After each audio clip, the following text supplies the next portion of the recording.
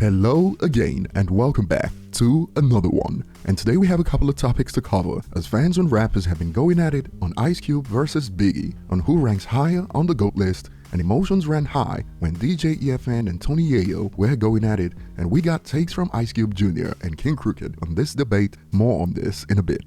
Today we also have a former Eminem associate who was back with more bitterness towards Eminem a few hours ago on Twitter, and he put Eminem on blast and called out Dr. Dre for not being there at the start. And though reactions on Twitter have been quite spicy to say the least, it's a mix of comedy and sadness, to be honest.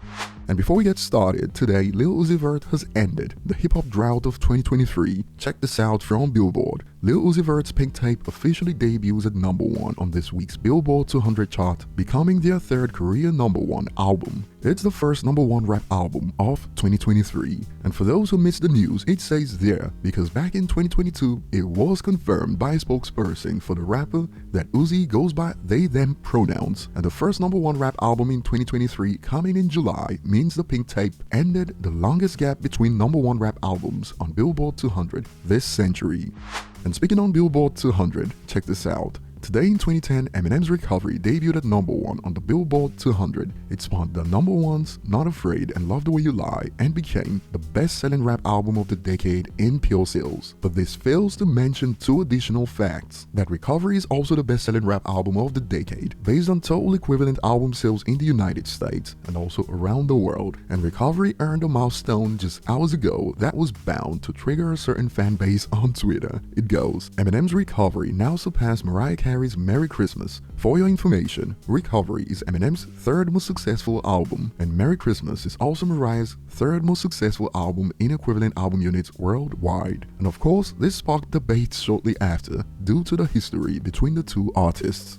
Now, moving on to the main topics today, Tony Yayo recently got into a heated debate on Drink Champs with DJ EFN over Biggie versus Ice Cube, and emotions ran high. Ice Cube over Biggie? Yeah.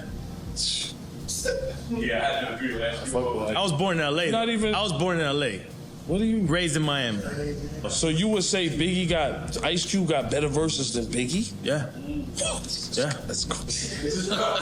Today's agenda had the suitcase up in the Centra. Biggie's in my top 5. Biggie's in my top 5. So you telling me Ice Cube is a better storyteller than Biggie? Lyricist? You fucking bugging.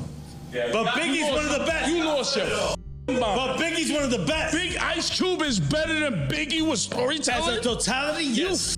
You bugging. And some had to ask after. F it, I'ma ask, is DJ EFN still cool with Yayo? Episode was dope, and he actually cleared the air. Yeah, it was a healthy drunk hip-hop debate. We took pics right after, laughing emoji. And King Crooked joined the conversation. No Cube slander allowed, which got this response: Cube has one of the greatest catalogs, group and solos ever. The East bias has had a stronghold on those lists. Just don't let Big Gip enter the chat right now. Some of you remember the stories we covered a while back on this, and King Crooked reacted. It is hard to find an honest voice in the mainstream media. Too many agendas and ulterior motives. And it is clear how King Crooked views Ice Cube. He kept going. Yayo gon' have me on my Ice Cube-ish all day. Laughing emoji. And King Crooked slammed the whole idea of art being completely subjective. He stated, I don't do the subjective thing. I hate when people say music is 100% subjective. I couldn't disagree more. Surely, there's a lot of things that can be judged objectively,